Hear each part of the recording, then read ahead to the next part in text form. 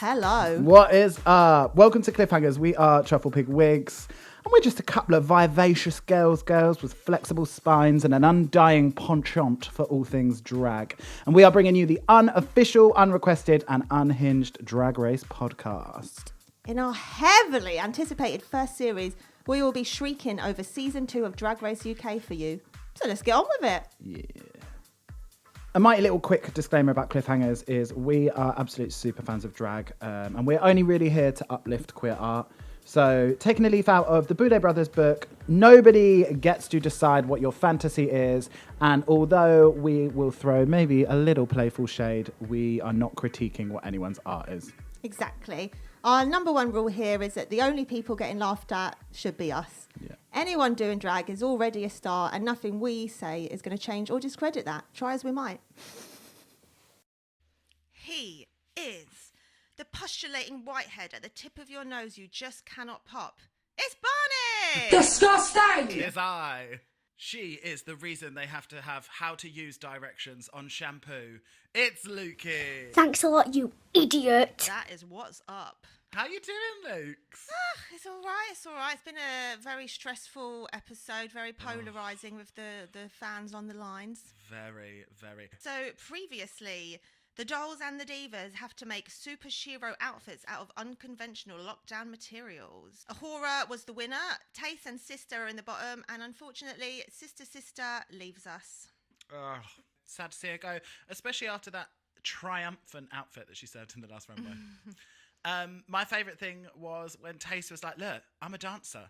You're a seamstress. And then he couldn't finish that sentence and name what anyone else was good at. Like, you're a seamstress and you all like doing what you like doing. To say that Tace didn't body that lip sync is absolutely crazy. Like, I thought that Sister put up a real good fight. Oh, I think it was Ahura that was like, but I didn't know who was going to go. I didn't think that was right. I think it was very clear that there was no way that Tace was going home. But maybe I'm just seeing through rose-tinted spectacles of love. Well, Laurence reckoned that Tace might be next to go. She said she's on a rocky path. Which, again, I don't think. But it did cut to Ahura, and it looked like she had a blur filter on. Her makeup was so perfectly blended. And actually, you see this later on as well when you see her after the comedy challenge. So gorgeous. It looked like she had the lovely Paris filter on. So the girls are sitting around discussing whether it's the top 4 they thought it would be, top 4, top 5. And Ellie's asking if she thinks the girls would have seen her there as she saw them all there. And they said no. Which seems like self-sabotage, really, doesn't it? It's like, even as she said it, like, she seemed so uncertain, being like, did you think that I'm taking someone's spot? It's like, honey, this ain't going to end well for you, is it? Like, you've been moaning that they've been overlooking you for the last couple of weeks, so why do you even want to ask questions that you probably don't want to know the answer to? It's the truth, Ruth. Deal with it. What about when Ahura was like, get used to losing to Laurence Cheney? It's like, oh, she does not take a day off, does she? And then when she said to Ellie, she was like, you are going home next. I was like, well. Thoughts on London girls versus the Scots? Well, they've already taken one out. I was going to say that I felt very uncomfortable when they started doing the William Wallace. That's not for me. I don't think I'm the target audience for that. And also, don't come for the London girls. You saw what we did to Mary Queen of Scots. We will destroy you. Come on. I actually don't know what we did to Mary Queen of Scots, No, but I I imagine have no she's idea. Scottish and we killed her. That was in a real history moment of just killing everyone, right? And also, what about when Tace was like, who's Mr. Sister? I wiped the floor with her and I'll do it to any one of you. I was like, she's really, what she's doing, which is very clever in TV world, is she's kind of sort of microdosing being a bitch. She just lets you have like little tiny squeak. bursts that really get you in, but she's not a cunt like 24/7. And I like that with her. But I do think this must have been very difficult for Ellie. I can't imagine what it would be like for just everyone to have discounted you out at this point. And full disclaimer, I watched this twice and I had very different feelings watching it the second time, seeing like the beginning of this beginning part. Yeah, everything that happened apart from the judges' decisions, which really actually made the things happen that we didn't like. This was the beginning cryptic, of the it. things, all the things. Like, this is them, like, 4 people basically bullying her-ish. Bullying? Being like, come on, you got to fucking win a thing or you're going home. So she's obviously thinking, shit, I better win a badge. Big words to say bullying.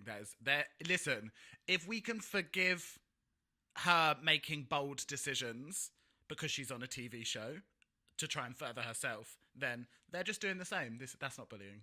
Okay.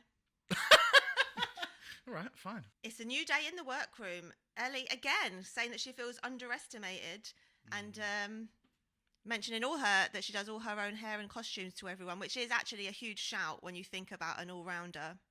Yeah. I would argue that most drag queens do their hair and makeup. Not most of the girls in that room. Most drag queens do their own hair and makeup until they get to a world stage of the Olympics of drag, where then they get the best wig stylists and the best costume makers to do it. And Ellie doing her own has shown. Do you know what I mean? Like, she is doing her own, but it's not of the standard of the other girls who are getting other people to do it. That's my... Yeah, but she does deserve points for doing all of the things of it that the others aren't doing them. Yeah, and Laurence does as well. So there's two of them. But even as she said, "Don't underestimate me," her voice cracked, and I thought, oh, honey, that's not... She seems very bothered by Ahora's opinion. She was like, really, that seemed to really rile her up about the silhouette, and I thought she clearly respects her eye on things to do with design. And well, yeah, that's the one person you should respect, really. Yeah, and that's... but, again, Ahura, unbothered. That's queen shit. Ahura, unbothered. Okay, we'll move on to that sentiment later on. Yeah, that's not... No, but I mean, she's very unbothered to give her honest opinion. I think that's what works so well about it, is that, like, Ellie is clearly so bothered about it, and Ahura just doesn't sugarcoat it at all. She's like, this is what I thought about your outfit. I thought that... I expected all of it. It wasn't a new silhouette, blah, blah, blah. It just... I mean, that's fantastic TV, isn't it? Mm-hmm. And even when she said, I am a superhero, they had to do that shady rattle. It just didn't, no one was sold. And I thought, all that matters is that you're a superhero to yourself, Ellie. Then RuPaul comes in to the workroom. By way of Ringo Starr. And announces that the mini challenge is going to be a macho drag mask for mask. What's the word? Presentation to a classic RuPaul song. I've got two gripes. First of all, RuPaul talks only about the songs that he has available on iTunes and his Klein, Parker and Epstein. Just so you know, we have had to redo that 3 times because I can't say the name right. Klein, Epstein and... I think just move on. Yeah. He wears suits. He talks about them so often, and this week we're gonna have to put a picture up. Like, it did not fit him. There was like so baggy around the ankles. It looked like he was wearing someone else's suit. And don't tell me that all 6'9" of him has to be custom made. Like, it's not like he would be able to wear someone else's suit. It's like, it's mental. Like, I didn't see. All I could see was the wig. And then my second thing is, are we really living in a day and age where they won't allow drag kings to be on the show, but they do a whole mini challenge where they get men who for a job dress up as women to then dress up as drag kings? That seems like a real kick in the dick. Real kick in the dick, doesn't it? And also for none of them to do it very well when you could literally have drag kings who do it fantastically. So what did you think of the look? Well, I hate these type of challenges when they're like trying to be macho. I just think it's so gross. I know, like, obviously it's taking the piss out of it, but I don't need any mask. Oh, so there's no machoism in the gay world? Not in drag, honey. I just don't. I mean, obviously it exists, but I just don't need it to be celebrated in any way. Wow. No, it's not as if like the mainstream media doesn't only celebrate masculine gay men anyway. So I mean, it's not. It's no love is lost. Can we talk about Ellie getting so hot for Ahura? Yeah, it was a bit disarming, wasn't it? I thought that hater to horny pipeline is very swift, isn't it? Because well, 1 second ago, love and hate are very close. Truly, and who knew that all it would take was some pleather hot pants and a little Drawn George Michael hat? Yeah, very much given Let's Go Outside tease with that. Very into it. Their attempts at masculinity really proves how much proximity they have to it in the outside world, really, doesn't it? I put that it was basically like an audition for the next Village People.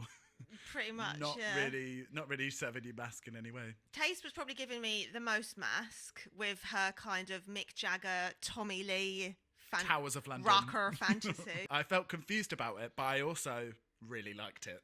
Yeah, that's the one I would have wanted to get chatted up by out of all of them.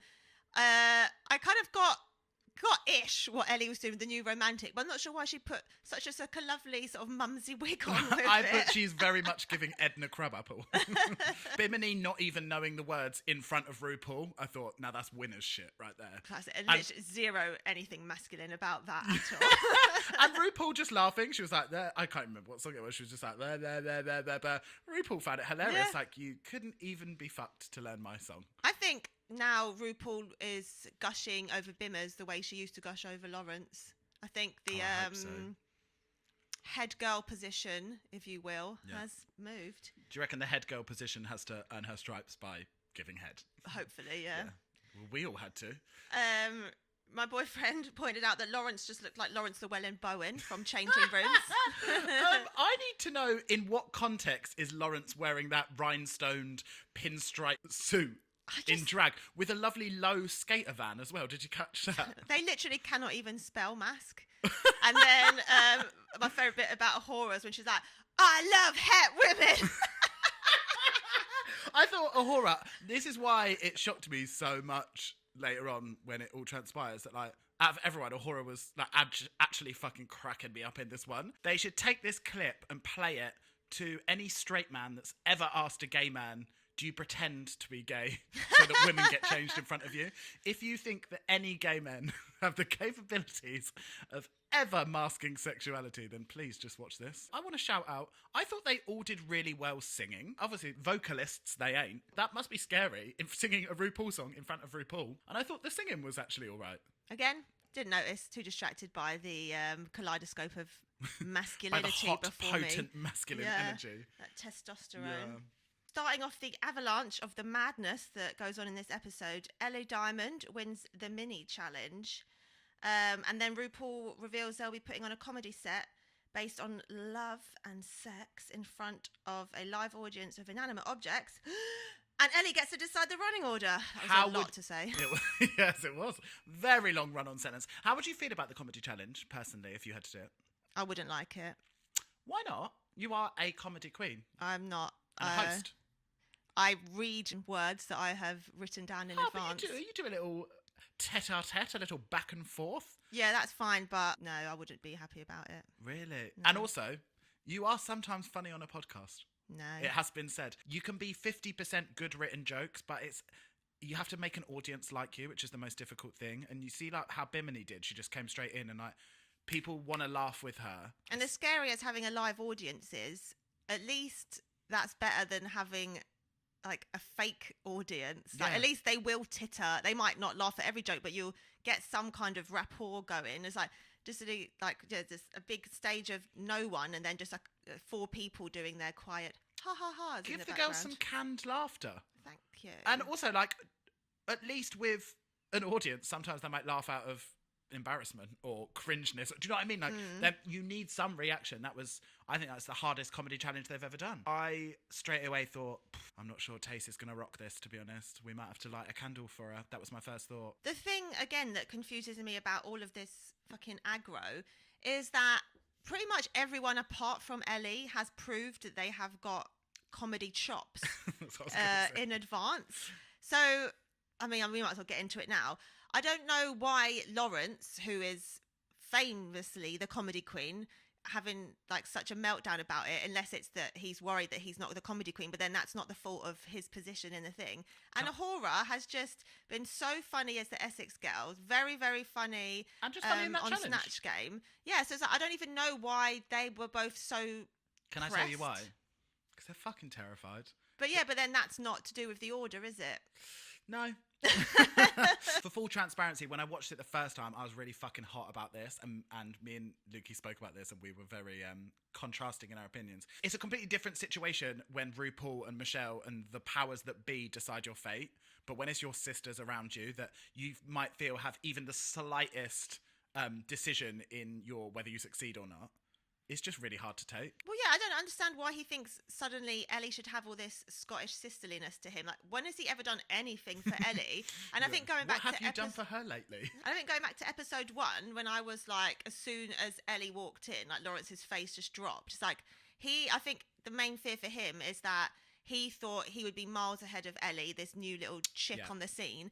And the fact that her Very- decision could mean that she leaves after him was just like, he's scared he's going to go to Scotland with his head between his donkey tail. But I did think that this was stupid. I said originally that I think that in this comedy challenge, because it's a challenge that people are really scared with, I feel like most of the time people go, do you know what, this is already fucking terrifying. And the only thing that people do is they put themselves in a good position. As someone that's not succeeding in the show, that doesn't seem very smart to me to piss off the other girls.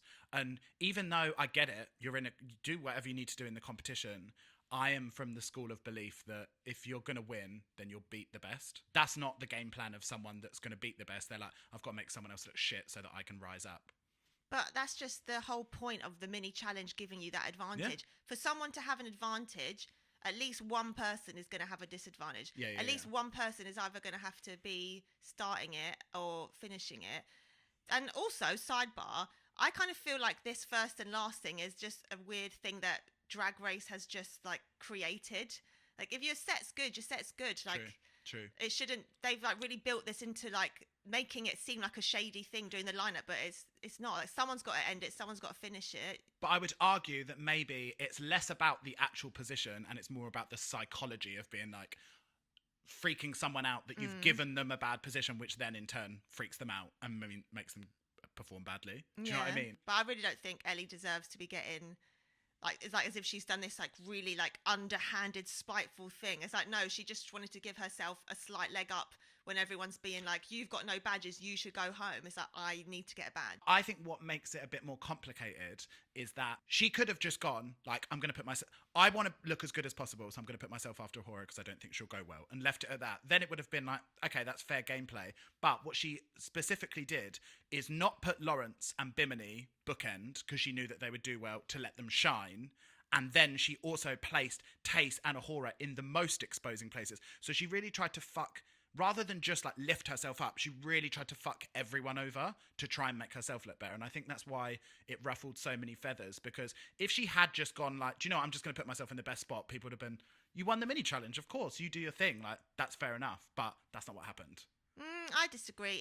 Why would like Bimini and Laurence don't need to be winning a fourth badge? So first of all, fuck them. Like, but that's what I'm saying. That you're intentionally fucking over them two, and you fucked not over intentionally fucking them over, but it's like I'm not going to give them any advantage. They don't need any advantages from me because they're both already like front runners for this, and they've got the most badges. So like, I don't need to. They don't need to be in my concerns. But at this point in the game, if Bimini had won, if Laurence had won, at this point in the game, I don't think you would have seen this from anyone else, and it reeks of desperation to me, because I really, truly believe anyone who would have won would have put themselves in the best position to make themselves feel comfortable, because this is a scary challenge.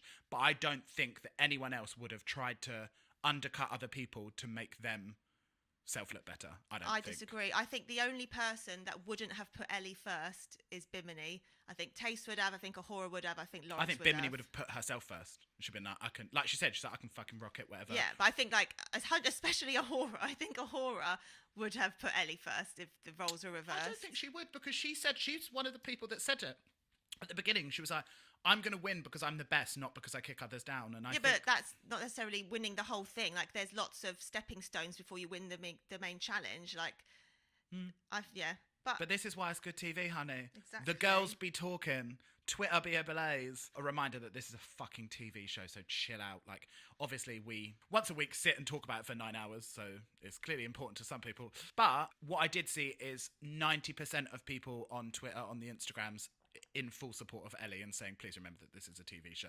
I would say it was much more overwhelming view in what you're saying. No, well, good on ya, Pete. Good on you, girl. I thought it was very generous of Tace to call Laurence's hair a pompadour. What you have there, it reminded Go on, you tell him. Like that was a bouncy green top knot. A pompadour, it was not. It looks like a lovely faded iced gem. Yeah. Tace, I thought, came across in this whole section very well, because she was a very calming and rational sort of talking head, and saying like, I understand where they're coming from, but you need to really fucking chill out. Do you know what I mean? Well, yeah, she was put in the same position as Ahura, wasn't she? Laurence, you've said I'm funny and I'm going to do well at this challenge. Like, when has that ever worked for you? Never. Stop saying it. Stop jinxing yourself. Well, that's why I think he was so angry, because he has not once proved it. They've all called him the comedy queen. He's not ever proved that, and now it's like, oh, once again, am I gonna fail? But I thought, realistically, that Ahura might be a real fucking sneak attack, and I was looking down the screen, going, Ahura, bitch, you've got this. Like, obviously, la tension was high, but I didn't think it seemed that crazy until you get into the untucked bit.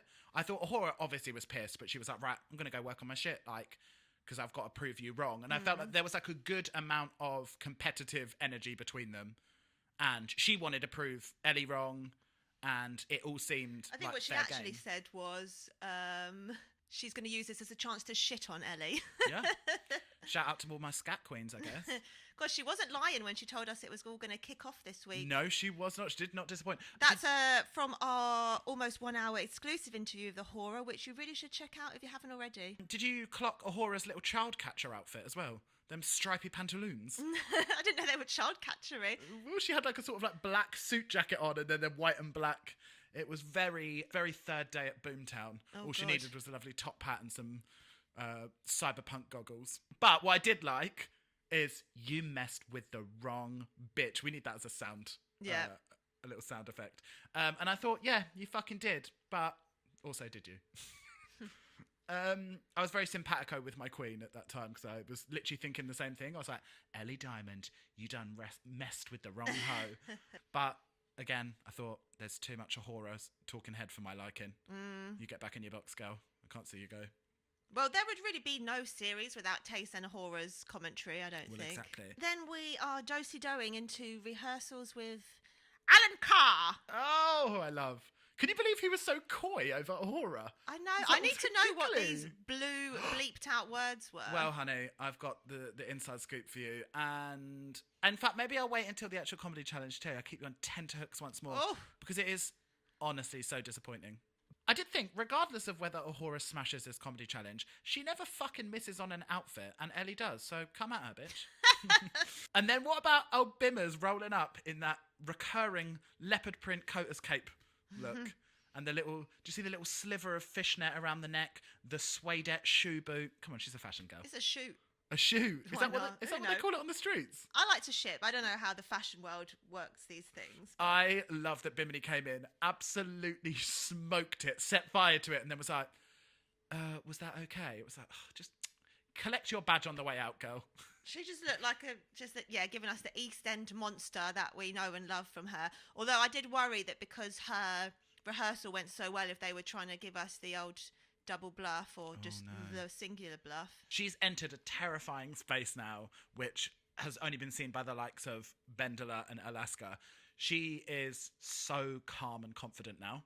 She just doesn't seem fazed by anything. Real great white shark energy. Yeah. What about Taste serving Lady Footlocker in a lovely referee outfit? I thought that was gorgeous on her. Made me think of a lovely kind of 60s Italian man or something. Oh, yeah, very that. I absolutely loved the sheer audacity of her being like, do you know what? I'm just going to make sure that I look really fit in a comedy challenge. So we're now on to Elimination Day. Ahura and Laurence still very worried / livid / psychopathic about the running order. Really like riling each other up as well. Like, are you still angry? Because I'm Yeah. fucking angry. I haven't been able to sleep all night. And actually watching this back a second time, I thought that I didn't really clock this that much, but like, I was like, oh, hang on. Are you praying for Ellie's downfall when you were angry at her for praying for your downfall? Like, make it make sense. Like, but yeah, they were. I really felt like Laurence was really riling Ahura up. Yeah. That's quite good, because if you are angry about something, if there's one person you know that you could probably get on Just side go to to. get angry Yeah, with, yeah. come on, girl. It was nice to see Laurence really speaking to the other gals as well. Obviously, you've seen, I've really loved working with you, Hen. But it was nice to see her. She has her talk with Tay. She was talking with Ahura. Obviously, there was just a meeting of evil minds. But and then we had the so important and fantastic conversation, Tayce's conversation about like love and loneliness. And I thought, they're really doing it this season, aren't they? Well, now it's kind of becomes a bit more clear why she is so awkward whenever stuff about her and Ahura together is brought up, because like she isn't that well knowledged in love and life in the universe. But I thought it was so incredible.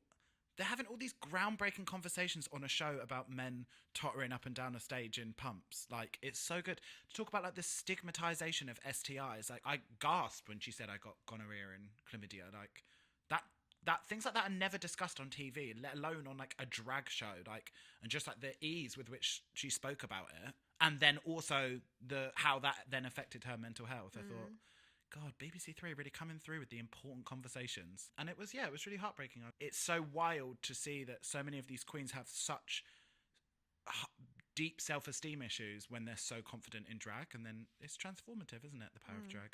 But I'm sure that inbox is absolutely full of dick and hole pics right now. So you can have your pick of the Mainly bunch. just from you. And then we head over to the main stage. Bow, And bow, bow. now that you've really pointed this out, I now feel on the British Drag Race, maybe there's a different... I feel like sometimes on the American Drag Race, her wigs and outfits are sometimes tied into the theme of the runway somehow. I know she doesn't go in full costume or whatever. Quite rarely, I would say. But sometimes, I don't know, I feel like there's more variation, something. But I feel like Rue this season has really given us nothing. And I just thought... Lackluster. Yeah, and I just thought it was all so... She's given me Tom Ford / Alaska vibes, where she's saying, I have a silhouette that works for me, and I'll have it in 15 different colours. That sort of sketty strap dress, just a bit wrapped around the midsection. I mean... I feel can't like even remember what she wore. she just wore some sort of like gold velvet number with the... Very gold, yes. Like a lovely auburn hair. But I did right. I love that hair colour on the gal. Yeah, I just thought, seen the dress before, seen the hair before. I don't know, I just feel like... She's telling the girls to step up their pussies. Where is your puss? Also, sir? definitely could buy a dress very similar to that in H&M. So, I don't know. But, Michelle, why is your hair sparkling, madam? You have questions to answer right now. First, I thought it was just the silver that was like, had gone from kind of like a white to a silver. But then even in the black, there were like... Gorgeous. I want glitter hair. She is truly the beauty of this season. Like, I know that you are the CEO of the MV fan club, but Only facially. I want to be the secretary. Like, we don't stand by anything she ever says. That gorgeous smiley face of Dawn French. Why does she feel like a family member? I just love her. I thought she looked great, to be honest. Yeah, same. It's nice to see, not that I could ever be one, but an older lady who's not been touched by an angel, who's just letting it all swang out gracefully. Oh, yeah. I mean, you will never see that from us. When we've decided that when we, in a couple of years, we reach 30, then we'll really let it kick off then.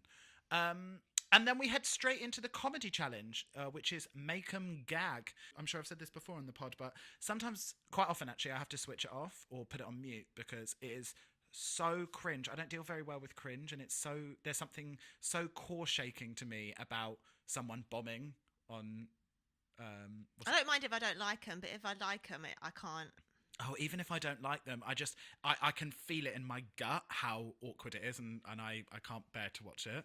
But your cheeks start burning. yeah, but I thought comedy challenge, this one was all in all quite successful for one without an audience. Yeah, my views are very different to the judges, as per same. usuale. Well, like you said last week, when they agree with you, it makes you feel like you're copying them. Psychopath. So first up, Ahura.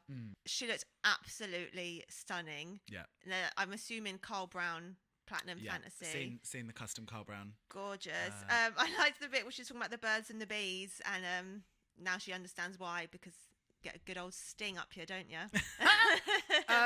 She seemed very nervous at first, and I was like, again, looking through the screen going, you got this, bitch, come on, you got this. But she just had to get over that hump of, I'm on first, this is terrifying, and she did, I thought. Yeah, I thought, good effort, hun. Yeah. I'd give her a solid B+, I would say. A B+, yeah, me too. I wasn't remotely worried once she finished. I was like, she did good.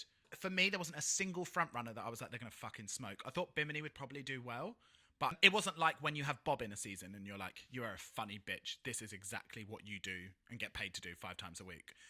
So I thought it was anyone's game. I thought it was a bit unfair that they later on blamed their laughing on awkwardness, because like No, you were laughing. You There were were laughing gags. at horror. It's called Make 'em Gag, and she Literally and physically, if the penises were allowed on set. Je gag. So we need to know what she said. I think you're going to be so deflated and so disappointed. I also had 3 people in my inbox saying, find out what they bleeped out from horror. The thing that me and my nan had in common were gaping assholes. They obviously had a production and narrative idea that they needed to get Taste and Ahura up against each other. They made it seem like she was super blue. Like, they were beeping all this shit out, like, she was super offensive, which she wasn't. Like, need I remind you that we've had, the rosebuds are in full bloom. We've had Bianca talking about, like, need I remind you that Bimini was like, I am too young to be fucked by a priest. Like, yeah. And it was not blue. Look at Lady Bunny. Like, she is, like, known to be, like, the filthiest bitch in town, but, Drag like, is it's punk. fine. It's not an all-ages show. Like, they were way too double standardy with a horror. If it's not suitable for the BBC, take it to Channel 4. Take it to late night Channel 5. Don't sanitise drag. Like, Just put it on Channel 5 after the Red Shoe Diaries. Exactly. When I found that out, then I was like, do you know what? They're trying to create a storyline with this and that isn't really there. I thought, then I got a pit in my stomach and I was like, no, this doesn't... you know when you get that feeling when you're like, the judging doesn't match up with what's going on stage? So either they're not showing us the full story or they're showing us a produced bit of the story to try and... Contrived. Yeah, which Trifling. I don't... And special shout out to...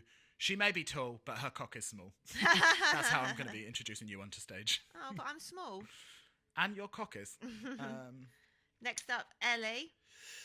First of all, face. Come on, 10 points for the face. I'm going to stop myself from saying that because I can't say it every week. Well, I just have to say something positive about the stand-up.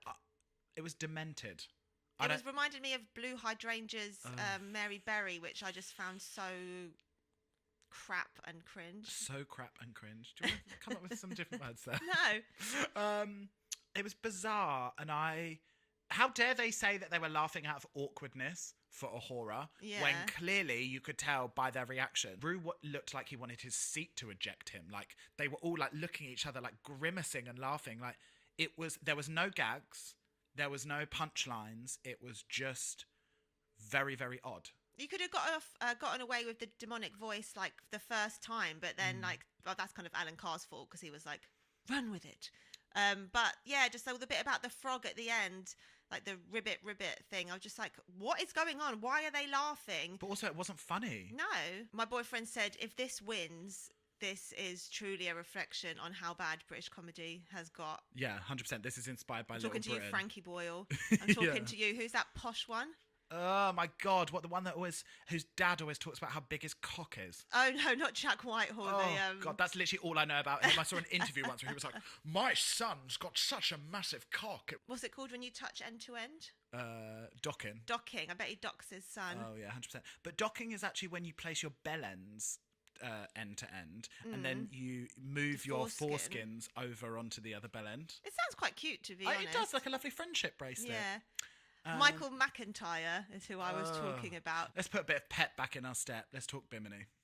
First, again, sensational. Looks Bombshell. gorgeous. Stunning. Very Miss Fame energy. That is exactly what I thought. This really reminded me of that specific comedy scene because I thought Ahura, when she came in, she was giving me Pearl energy when she walked in, giving you, they said that she was kind of like a Marilyn Monroe with the Kennedys. Yeah. That wig was House of Palooka. Gorgeous. Because Bimini gives you non-conventional wig stylings most of the time, I really like to see when you just see sort of like classic old Hollywood on her. Yeah, really she nice. looks so like sultry and like femme fatale. I just thought she was absolutely perfect. I didn't really write anything, to be honest. I suppose it seems very relaxed on stage. Lol at the Dibley joke. Yeah, it went a bit roasty. Yeah, but I think they do always tell you that they're like, in order to make you will never laugh more in a comedy set than if the joke's about you. So it's like, give Rue a joke, give Michelle a joke, like include them so it's not just like them watching a show. I think that was actually quite smart. Yeah, I didn't mind it too much, but normally I don't like it when they're given a comedy challenge and it is all roast because there are separate roast challenges and they are. Yeah. I liked her tagline of not a joke, just a fact, although we've got things to say about taglines going down well and not going down well later very on. selective. I would give Bimmers an A-. I would give her an A. I just thought that, like I said before, 50% of it is brilliant writing. 50% of it is being relaxed enough and being relatable enough to the audience so that they relax and laugh with you, which is really fucking hard to do. And then next up, we have Lady Laurence. What did you think? Laurence. Where are the jokes?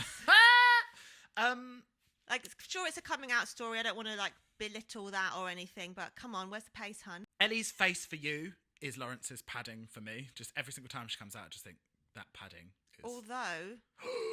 Not in the main stage, you're going to say. Yeah, not when she turns to the side. Honey, she's got it from the front. She's a real girl, real hips. You can't be having all them hips and then have no butt to go with it. Yeah. But women are mammals. We're all built differently. We're all just blue whales. Both of the Scottish queens dressed in red. Interesting. Interesting. Not actually that interesting. No. But just throw a note. I thought she bombed. Yeah. The best thing about this was when it cut to the others and just all four of them looked so gorgeous, especially Tace and Bimini on the front row. Those cheekbones could cut glass. We'll put a picture up. I thought what is confusing about Laurence, though, is that we're confusing her being a comedy queen to her being a good host. You can tell she is a fucking good host. It is in her blood. Like Dawn says later that just like, I warmed to you straight away.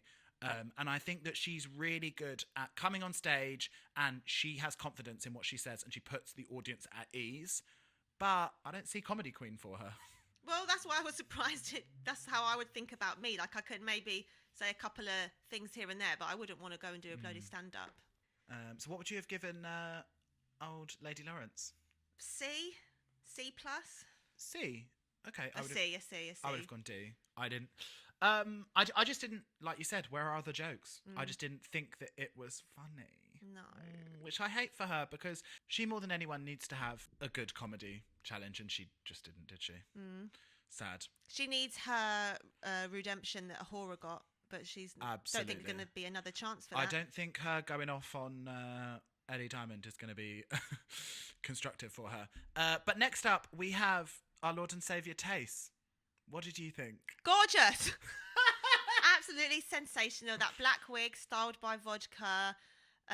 She wasn't lying when she was like, I better make sure I look good in case the jokes aren't there, because she looked maybe the nicest I've seen her the whole season. I loved her. I thought she was fucking funny. I was laughing so much. I didn't at all mind her, but that's another story for another time. And yeah, why is Bimmers allowed a catchphrase and Tace isn't? I think because this isn't my belief, but I think this is what they would say. Bimini's was a joke and Tace's wasn't. It was actually a fact. It wasn't a joke. But Tace, they were saying like every time she repeated that, it was like a reminder that she wasn't doing very well. I think I Not for didn't me. notice that she wasn't doing that well. There was like a sort of bit where she kind of looked like she was kind of remembering her thoughts. But yeah, the way they shot it, I thought, made it seem that she was doing quite well. And I didn't think that the judges were giving her looks like she looked nervous or anything. I was quite surprised with how they judged her. When they started laughing, though, I was like, okay.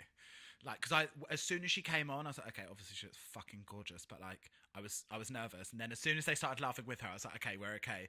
But as you'll see, who fucking knows? Like, the judges, I'm sorry, this more than ever in this season, actually what happened on that stage was not reflective of what the judges said afterwards. But, No. But that's TV for you. But I'd she give just her a B+. a B+. I'd give Yeah. her I'd give her a B. Jolly good effort, I thought. I just thought both her and Ahura did well. Yeah. Do you know what I mean? Like, the only person I would say that I personally didn't enjoy was Ellie and kind of Laurence. Yeah, so for same. me, So at this point, I was feeling confident. same. How the mighty fall, Luke's. How the mighty fall. So now we have Stoned on the Runway as we see the girls' outfits. So, Luke's, what would you go for Stoned on the Runway, I imagine? Well, I can't believe no one else had done this, but I would go like stoned, because I do like to live a very 420 lifestyle. You do 420 blazer. So my first thought was, bearing in mind, I do know none of these ever have to be created, so they can be quite stupid. So imagine lots of black and grey chiffon, stoned, all sparkling, that's kind of like attached at my ankles, and there are lots of fans blowing it up. So as I'm walking, I look naked, but it's actually like enveloping me in sparkly black and grey moving smoke as I go up and down the runway. That was my idea. Okay, I'm seeing it for you. I thought, I don't want to do a stone. What I'll do is the Rolling Stones and do like a lovely Anita Pallenberg, like groupie girl that's like, I love the Stones. Stones on the runway. Question mark. I really hate it, Cassie. What I'm selling, you are not buying. No. That was my first thought. But then I thought, actually, what I'd want to do is completely nude, but not like nude illusion, like actually nude, like violet nude on the runway. And then a sort of like Urte, like dripping in, like just my entire body is like covered in like dripping in diamonds like that. You remember when we can do that look for you on Studio 54? Just like cuffs around the ankles and wrists, and then just the whole thing just dripping in diamonds, but not on a leotard, on a nude body. And then turn around, bam, butt. And then first up we have Ahura. What are your thoughts, Lukey? Thought she looked absolutely sensational. The face, the makeup on her was all of it. I am not one to shy away from a bodysuit or a leotard. No. I thought she looked gorgeous. She had the most amount of stones on her compared to anyone. Expensive. It looked couture. I gave it a 10. Ooh! Mama's been generous this episode. I also gave it a 10. I just thought stoned on the runway. If you're going to do stones, that's how you do stones. Yeah. Loved the hair as well. House of Palooka, I believe. Yes, I believe so. Did you get the RuPaul reference? I did get the RuPaul reference. It also very much served me baps. Next up, we have Ellie. I was absolutely pissing myself that she's got Yeti Davis eyes. When they said the Yeti Ford Clinic. Yeah, but that was when I stopped laughing. Yeah, unfortunately, now you have to go after Ahura again. And look what happens. You have got barely any stones on you, Ellie Diamond. Well, I want to call out that I don't think that this outfit was intended for stones on the runway. She did say that on her Instagram. Did she? So it definitely wasn't for this one, because I just thought it doesn't really actually fit in any way. Crafty. Yet again, more fun fur. Not for me. It was just, yeah, like a little skater skirt and a top. Especially with Ahura saying that it was very simple and what we expected, and then basically seeing the exact same outfit again this week. She was like, no, it's a completely different silhouette, and then serving it again just in white. Then that's a bit like old Vanessa Vanjie Matteo, when it's like, at that point, if all you've brought is bodysuits, like, what can you do? Yeah, if all you've brought is for A-lines, then, like, what are you going to do? Yeah. Although she can actually sew, so she could have been pulling off that fabric wall if she really wanted to. But I think we should start the No More Fun Fur challenge for Ellie, because it's not even like fun. I gave this a 5. I gave it a 6. 6, generous, Jenny. This is again giving me that cutesy girly thing that I just don't like. I don't like young girls, okay? Well, your internet search says differently, sir. And then next up we have Bim Bimmers. I screamed when this came round the corner. A zit girl. Yeah. Oh, please. Please. Alan Carr, give me strength. So good. That hair was by Ross Kwan, her Shirley from EastEnders little mini moles. That cute little middle parting as well on the mullet. Oh, I die. That gorgeous sort of like Comme des Garçons oversized blazer as well. I just thought, bitch, let us take one single breath. She just will not let the girls come up for air, will she? Down to those see-through Cinderella shoes covered in spots. Saw someone on Instagram being like, good to see Bimmers up there repping her good friend Barb's, because all the toes are really squashed in the shoe. Shout out, Bob. First of all, I should say that I gave this a 10, but Me I would too. like to... I would like to say I'm also going to add up at the end what out of like 100 or whatever it is that I gave Bimini. Oh yeah, maybe the finale 97. we'll see who won the tots of the truffles. Bimini, I would like to question stones on the runway, because The zits were stoned. but literally every drag queen's outfit ever is stoned. So Not Bimini's though, necessarily. okay, that's true. That's true. I just felt like it was so conceptual that maybe it belonged somewhere else, but I wasn't mad at it. Clearly, 10. Rue's tenor lady is due for a change because she could not stop gushing. That's an old joke as well, FYI. And then next up we have Ms. Cheney. I put Pepto-Bismol crystallized. I put Cheshire Cat / Mr. Blobby. Wow. I thought the headpiece with the kind of crystals was quite cool, but it would have been so much nicer, like, with a lovely, gorgeous wig underneath it. I thought more than any of the others, this definitely seems like it was supposed to be for something else. I mean, it's definitely stoned. It was shiny. Yeah, true, Those kind of actually. AliExpress crystals, though, maybe. But I let's thought... not bring cost into it, because we know they only get paid about £3 at their Scottish. Oh, yeah, gigs. 100%. I didn't think this looked cheap, though, at all. I thought the opposite. I thought it looked expensive. But I was just confused because she was painted pink, but, like, I suppose stoned, a gemstone. Rose quartz. Yeah. I used to go to Hebrew school with her. Hebrew school, sure. I thought the pink face was actually really gorgeous on her, and I thought her shading was, again, she's definitely softening up her face, but I thought when she turned and I saw that face, I thought, that's a bit of me, that is. So yeah, I went 7 for Laurence. I went 6.5 truffles. Okay. And then next up we have... So we're laughing because we look at each other deep in the eyes as we do this podcast, and I just know that your girl is about to go off. Taste on the runway, 10. Yeah, same. Oh my God. So my first thought was, as soon as she came around, I was like, okay, Nadia Alman, Mugler, into it. The face? A sensation. Unparalleled. Ugh. So it seemed a lot more kind of soft and like goldeny. I don't know, just gorgeous. Yeah, the highlights metallic were... vibes. Yeah, it was just, oh my God, it was so gorgeous. Do we know who the hair's by? Because I thought that was really... It was Steve Austin, but then it was styled by someone else. I think Really? just one of her hunky friends.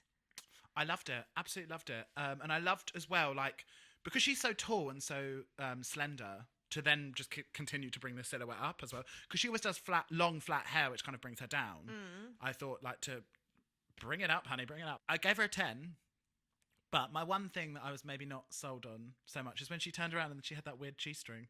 Yes, I think it was because in the photos she's done since, it looks good because it's like a little diamante at the front. But when it was at the back, because you could see like the line of the tights around the waist and then this little like white T-bar. But I didn't mind the front at all. A little crystallized vagina. Gorgeous.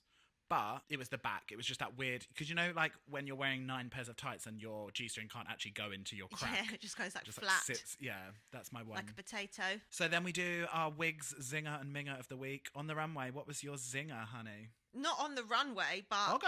me zinger was Tace's Styled by Vodka Black Updo from the Comedy Challenge. Oh my God, shout out to Styled by Vodka. Sometimes I think updos look a bit mumsy and it just looked very fucking elegant. But then maybe, could you ever put anything on Tace and make it look mumsy? The Kath and Kim wig. My zinger of the week was Bimini's gorgeous little middle parting Shirley from EastEnders hair. Absolutely loved it on her. And also as well, because she's got such a tiny little head, I love things that are like really close up to her face. They just make her look so dainty and feminine. Yeah. And I just loved it. Super cute. What about the minger? It would have to be RuPaul's Summer of Love like, thing. I don't even know. That was mine too. As soon as RuPaul stepped through that door, I thought, okay, the yellow, sure, was a joke. You're covering up your facelift scars. You need something. Rather that than when you were trying to bring around that Erykah Badu scarf moment. But this is actually just fucking ugly. What is this? Is this just what Ru does for his male drag now? No. It's like the haircuts that you give to sort of like 8-year-old boys in American teen films. But I just don't get it. Yeah, like I felt like the last one was a ode to Ginny. So what is this? I don't know. I was trying to think as well, like, hang on, has she maybe tied it in with like is this supposed to be like her Is that her joke? Yeah. Like maybe it was her thing to do with like mask, because she was doing like the mask challenge. I thought, whatever it is, keep it. We're just about to have a break, so please enjoy these adverts and we'll be back shortly.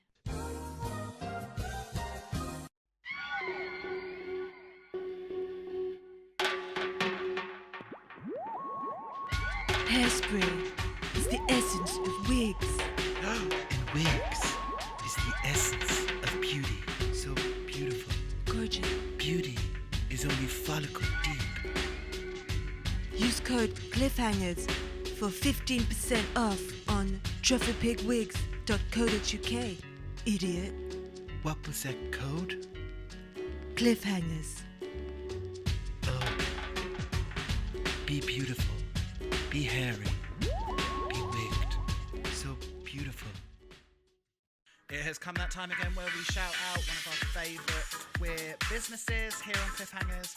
And this week, it is the shining time of one of our favourite queer venues in London, and it is the Bethnal Green Working Men's Club. Now, I'm pretty sure a lot of you podcast listeners have been there and probably been to maybe Mariah and Friends, which is run by the incomparable Crystal and Baby Lane. Or we also have Outhouse London, which is returning to a sold-out night that includes many of the Drag Race girls. And a lot of the Drag Race girls perform there. It is one of the best venues to go and see East London drag in. Just a reminder that as things open up, we are going to need to come together as a community and go and support these queer venues who have had like over a year out of not being able to make money. So I suggest that if you and the gals need a night out, get yourself down to Bethnal Green Working Men's Club. Shout out to Warren and Charlotte. It's one of the best venues in London. And go spend your monies, girl.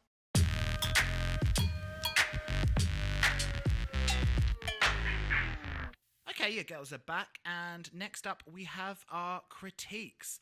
So one good thing about when they whittle the girls down is that everyone gets critiqued. Because, you know, at the beginning, it's so dog shit. They're like, if you're safe, you might never speak to the judges until you are in the bottom. Yeah, until it's too late. Yeah. So I like it when they finally start critiquing all of the girls. Ahora's face while they were critiquing her was honestly killing me. There was tears in her eyes. She looked so defeated. I was like, oh my God. And that's when it started kicking in. Like, she could be in the bottom.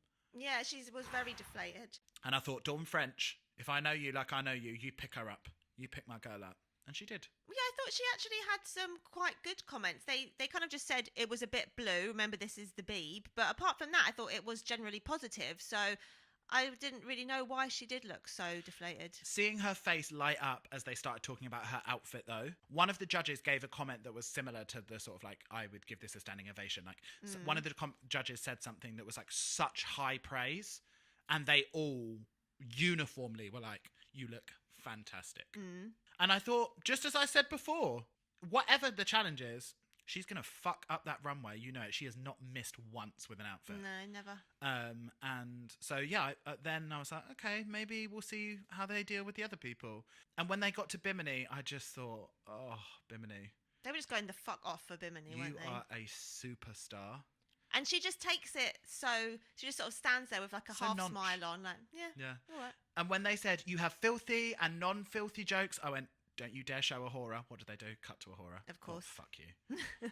Not on my BBC. This is why we do not pay our TV licence. Dawn French was looking at her and she just went, oh, you're just so brave. And she was just smiling at her like an adoring mum. And I thought, oh, imagine what it's like to stand up as a proud Bimini Bomboulash and they're just all like fawning over you every time. But then, like she did say, she has had to work up from Almost Going Home episode 1. Imagine if that had fucking happened. Oh my God.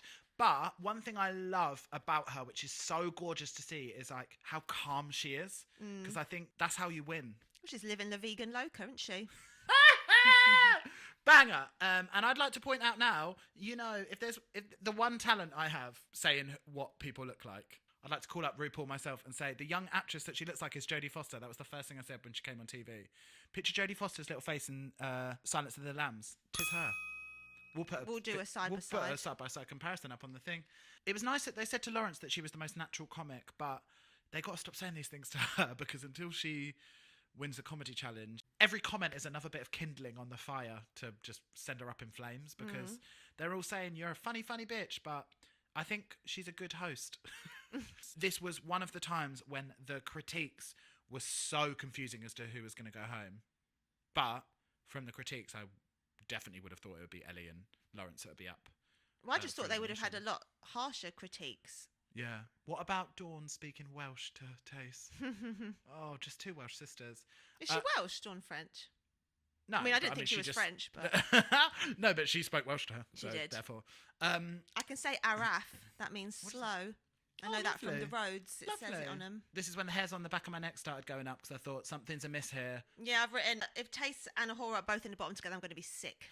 I mean, then we head into Untucked, where it goes the fuck off. If I could whistle, I'd go, whoo! But that was a lovely little sound anyway. So first of all, I want to point out that a little bit of backstage intel.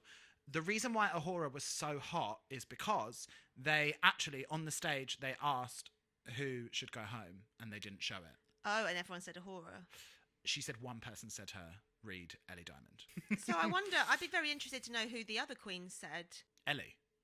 Everyone else said Ellie. Well, no, that's just my guess. Yeah. I guess that they would say from the... Because they obviously all heard the comedy challenge. And well, they were sitting side stage. So, yeah, I imagine they all would have said Ellie, apart from Ellie, who obviously had to say someone else, and she said Ahura. And so I feel like that was like, how fucking dare you stand on that stage and I should go home. But then wouldn't Ahura have said Ellie? So it's kind of titties for tatties, isn't it? Yeah, truly. I mean, remember, TV show, a game.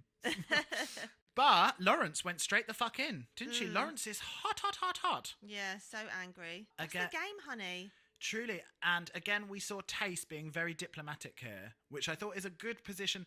Even though she's probably scared for her life, it's a good position to be in. And I thought, that is queen shit. She's like, listen, I might have to lip sync, but I have written my own fate. I was the one up on that stage, and I thought that's good. Because she seems a lot more in control of her emotions.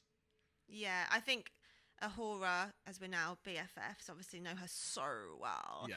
I feel like she's someone to like react now. I'm a bit like that as well, and then think later. No, maybe. I won't believe it. But Tace seems to kind of take a breath, assess the situation, and then come to a reasonable conclusion. Yeah. What I saw the first time with Ahura specifically and Laurence's reaction is that because Ahura has gone on record saying like, I wouldn't punch down. Like, I wouldn't punch Ellie. Because she's gone in saying that, I think it was a bit of misdirected anger that they were kind of saying, like, kind of harking back to what Laurence said at the beginning. Like, what you did was shady. But if you're going to do that, just be shady and just be like, yeah, I did do that. And I think that they wanted some conviction from her. That they wanted her to say, do you know what? It's a game. Get over it. You know, the famous Naomi Smalls, life's not fair. They wanted that moment so they could be like, right, well, it's fucking on, bitch. You know what I mean? Like, I think it's harder. They were almost like goading her to say, like, yeah, that's what I fucking did. It's a game. Get over it. So that they can feel more valid in their anger. Yeah. But because she was kind of being soft with it and saying, like, oh, I feel bad. And she probably did feel bad. Like, Yeah, she's of still course. got to make the choice, though. It doesn't matter. Yeah. Well, Bimini reckons that with Laurence and Ellie, it goes a lot deeper than what we're seeing, which is what I was saying earlier. Like, there is some underlying Scottish rivalry there and some kind of sense of hierarchy, I think. Laurence believes that she's Scottish royalty, and I think that she maybe thought that she was going to be the only Scottish queen. Maybe the expectation that Laurence had about how good she was going to be maybe isn't being met, and she's still neck and neck with Ellie, and it don't feel good for her. No, although she has won the most badges tied with Bimini, but I suppose you only concentrate on the negs, don't you? Yeah, and also this is a pressure cooker. They're all just freaking the fuck out. These are all children. Whatever happened, whoever won the mini challenge, whoever had to go in whatever order, someone would have been pressed. Then we head back to the judges. I didn't like any of the critiques when they went back. No. It was really hotting me up.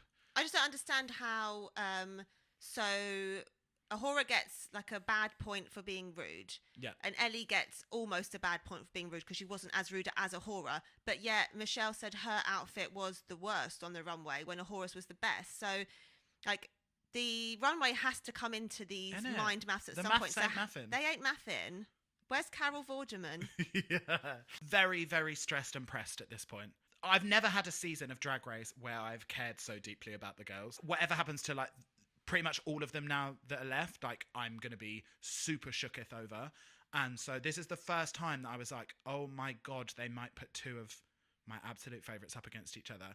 I did think, okay, it's going to be Ahura and Ellie. And I thought, Ahura, it's your time to shine. You got to take that girl out. You got to sniper her. And I, again, wasn't that... Not biased on the pod? No, never. And I wasn't that worried. Again, like, I was annoyed because I was like, Ahura should not be in this position. But I was like, what I do know about Ahura is that she's going to absolutely tear this performance down. I just couldn't believe that Laurence had made and kicked up such a fuss to then end up being second, very unrightly second. I thought that was a joke. And then when it was revealed that Laurence was second and it was revealed that Ellie, Tace and Ahura are the bottom three, I was just like, one of my honeys is going to be in the bottom. And then when I realised both of them were going to be in the bottom, I literally started to sweat and I felt sick to my core. I was sat about 6 inches away from my screen on the floor with tears in my eyes this entire performance. I was literally like, I was like blinking back tears like the whole performance. Yeah, I just had my hands over my face the whole time, like sort of like staring through my fingers. I couldn't watch.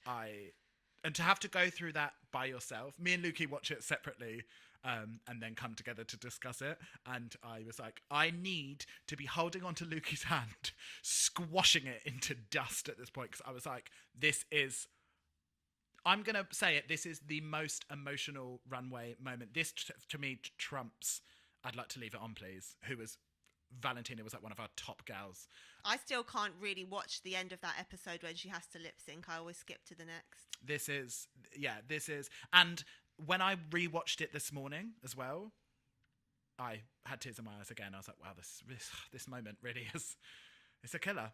Luckily, there was a bit of light comedy relief when you just see the size difference between Bimini and Ellie in the back of the room. My comedy relief was when this lip sync started. You kept on seeing Laurence in the background, she was literally like their dance mum at regionals, just like going so hard at the background. I thought this was quite reminiscent of the Naomi and Monet exchange lip sync when they did the Judy one. Mm. When you had 2 real different styles of lip sync to a ballad. Now, Taste was giving you reminiscent of her Memory performance, like the bit she sent home on Memory. She was giving you stoic, and she was like working with stillness. Like she would move every so often, but it was all about her like composure, and she was selling you the story. Whereas Ahura was like really giving you physicality. A lot more like raw emotion. Yeah, and she was moving so much more, and her stagecraft was so good. She was like, the way that she was using like her walk forwards, and just physically, I thought Ahura was fucking fantastic. I mean, I thought she was going to be fucking fantastic anyway, but this is why I nearly had an aneurysm, because I was like, both of these are exquisite. I would so happily watch either of these performances. Like, they're so fucking brilliant. I just wanted my kingdom for a double save. That's all I ask. I cannot believe it was not a double save. When they left in Candy Muse the other week, and you're going to send home Jorge. I saw that actually Drag Race did post this on their Twitter. As soon as the music started and Ahura just straight away started walking to the back, you saw Laurence be like, huh? Because it was like, are you pulling a Ginny Lemon? But luckily, boom, she throws a hand up, and then the performance of a lifetime begins. I thought it was so heart-wrenching. Thoughts on the song? I'm not really a fan of the music that they're choosing. Just give them something that they would actually perform to in a club. Where is Samantha Mumba? Where is Steps? Oh, what, you're telling me they wouldn't rock out to another deeper shade of blue? Why the fuck aren't all of Steps on the judging panel? Guest judges. Get rid of Michelle, get rid of Rue. Just 5 members of Steps. Actually, I could do without Lee, to be honest. I could do just the girls, actually. Just the girls. I thought it was a very tough call, because I thought Taste was going to go, as she's shown us this kind of still ballad performance before in Memory. Yeah. And also, this is her 3rd lip sync. That didn't even clock to me. Like, now that you said it, obviously, yeah, she's lip synced 3 times. Can you name any of the people that have survived 3 lip syncs? Have survived 3 lip syncs. Yes. There are Cameron 1, 2, Michaels. 3, 4, 5, 6, 7, including Taste. It's Cameron Michaels. Yep. One of them you're going to be absolutely livid about. I've got to at least get one more. Who's the one that I'd be mad at? Raja O'Hara. I really don't like it, Kat. Have you given up? Yeah.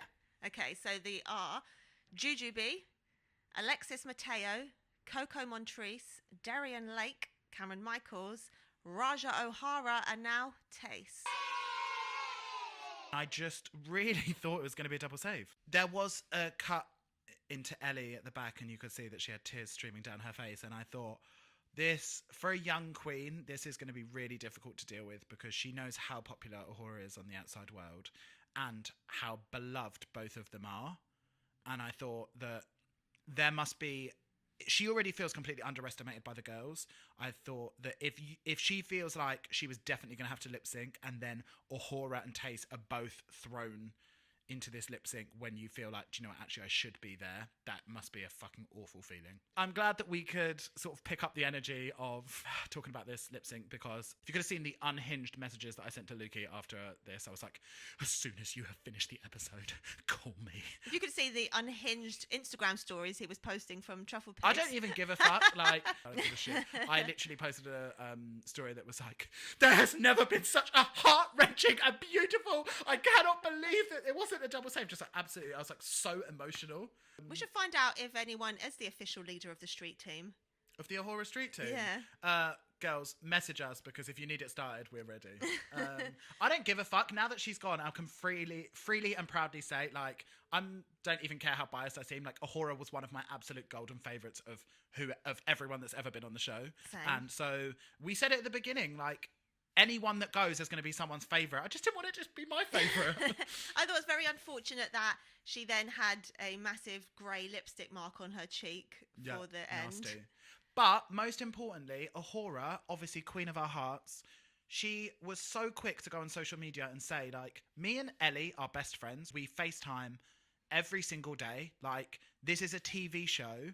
We were hot at the time. We were giving you good TV. Like, nothing... How you feel about Ellie and our relationship is not important, because I love her and she loves me. And I just thought, that's how you fucking do it. Because remember what happened with Valentina when they were like, why didn't you go on and stick up for the girl when everyone was giving her shit? And Oh, she I did don't it. really check my messages. Yeah. I think it would hurt, sure, but I think if anyone's going to send me home, I think I would want it to be my friend who I know I'm rooting for, because if I'm rooting for you to win, then you've beaten everyone, so it doesn't matter that you beat me. It's like, you beat me and you take us both to the top. I think as well, like, we are living in a drag race world now where if you in the top 5 and you leave, she knows it don't fucking matter. Like, you're not going to get the 100k either way. So yeah, there's no prize that you're missing out on. I did think it was funny though, after we see Ahura being so gracious and doing her lovely goodbyes backstage, cut to the main stage. Tace ain't got a care in the world, honey. She's just dancing She's around. ready to go. I think at this point as well, you've had your time to get over it. And Yeah. now you're just enjoying watching the episodes come out, seeing how people react to your looks. Yeah, there'll be some bad reactions, but like all of the actual beef and anger, hopefully, especially with their year's worth of mental health assistance, it's all in the past. She's been going through a pandemic. I mean, things have bigger happened. shit on than RuPaul's Drag Race. Yeah. I wanted more from Ahura. Like, the looks that she's given have been so fucking great. For me, her and Bimini have been the number 2 fashion gals. And I would have loved to see more looks from her. And hopefully she'll give us some on the gram, but I would have loved to see her given the proper platform for it. And I feel like at this point, I don't need to see anything more from Ellie. She's plateau puss. But I loved how gentle her leaving speech was. She just seemed so... It was, again, the lump in my throat even this morning on the second watch. Like, she just seemed so defeated. I really felt like that last speech was from George rather than Ahura. I feel like she let down the guard of Ahura and gave you that. It tied up all the loose ends, though, that I needed. I felt like she got her closure, we got our closure. She gave you a great line leaving. Yeah, in a world of hoes, be Ahura. This season of Drag Race is the first time that I think, I need me some merch. I need to be repping the girls. Like, I've never thought that before. And we are long-time stans, but I thought I need to be out on these streets in the Drag Race girls merch. Yeah, I've got a lovely Shea Coulee t-shirt, but I could do with some UK merch. So yeah, a heartbreaking episode, but fucking fantastic TV. Next week, EastEnders. Literally. And a guest appearance from the iconic Natalie Cassidy. If she doesn't rock up in those sateen ruched pedal pushers with the sex choker, that is the most iconic, like, naughties outfit to me ever. That's all I ever think of when I think of Natalie Cassidy. Do you know what I'm talking about? Yeah.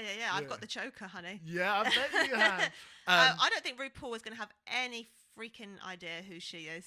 I mean, I imagine if you said Natalie Cassidy to most people, they'd know her from Sonia, but like, I wouldn't say that her acting range has been extensive. You're telling me you couldn't get old Kat Slater? What's her name? What's her name? But yeah, very exciting to see Sonia. But only through Zoom. Disappointing. Oh, the Anne Hathaway. Yeah. That really goes to show the budget difference between US and UK. Here is an Oscar-winning actress. Here is someone who has won the TV Soap Awards 1999 through 2002. I refuse to believe she's won any awards. So let's talk season 3 Dreamcast. My season 3 Dreamcast this week is the vivacious Mahatma Gandhi. Have you seen Mahatma Gandhi perform live? I have. You have. A couple of times. Honestly, just first of all, just like such a brilliant performer, but of late on the gram, giving you some like Linda Evangelista glam. The face now is so softened and so beautiful, and just giving you real fashion moments as well. So I'd love to see what she would bring, the energy she'd bring to the. Do you want to spell that for the gals? To the race, yeah. So Mahatma. So we have. So if you go to @ on Instagram, Mahatma MAHATMA, and then Candy is KHANDI, Mahatma Gandhi. You ain't never going to get this Mahatma Gandhi. She's giving you #rich auntie energy. And just love her. Love to see her. This week, I will go with gorgeous Doncaster glamour puss, Naomi Carter. That's Miss Naomi Carter on Instagram. To you. She's just a stunning, stunning girl. That face. Although she's stunning and just beautiful girl makeup, she often does do quite weird club kiddie stuff too. So Yep. don't put her in a box, honey. Put her in a bag and take her out. Sure. Unhinged narration there from Lukey, but yeah, absolutely love. We haven't got very many of these left, but Lukey, I've got to ask you of the episode, Rose and Thorn. What was your rose? Well, my puss is on fire. It's got to be that zit suit from Bimini as my rose. What, like a zoot suit? But Yeah. a zit suit. Oh, Zit suit. Yeah. My rose was, obviously, this is my last time that I can fully stan Taora. But one bit that I just absolutely fucking loved was before they lip synced, when Tace turned to Ahura, was like, "Love you, bitch." I thought that is so. I hope that if I was standing up there with you and just looked over and we had to lip sync against each other, I fucking hope that I would be able to just be like, no matter what happens, like, you got this, bitch. But I think I'd be so terrified. And I thought that really shows that Tace, like, she could have gone home, but she's like, nothing is more important than this sisterhood. And I loved that. Yeah, it's so sweet when Ahura's like, I couldn't even look at her. I think that's what I would be like. Yeah. I'd be like, I can't. Well, both of us just standing there like, don't look at me. like those things like horses have, just like stopping the vision. But yeah, I just thought that's real winner's energy. That she's like, look, remember that whatever happens here, you're my sis. Yeah. And I just that little did I know that'd be the start of a real emotional journey. And your thorn? My thorn, even though this is probably very obvious, was the realization that Ahura might have to be the sacrificial lamb for TV and production purposes. When that kind of hit me, that I was like, fuck, like, I really feel like we've managed to sort of stay away from very overly produced storylines on Drag Race. And I'm sure I wouldn't have felt so hot if it was one of the other girls. But because it was my bitch and saviour, Ahura, I just thought that was a real shitty moment. I thought, I can't see her go.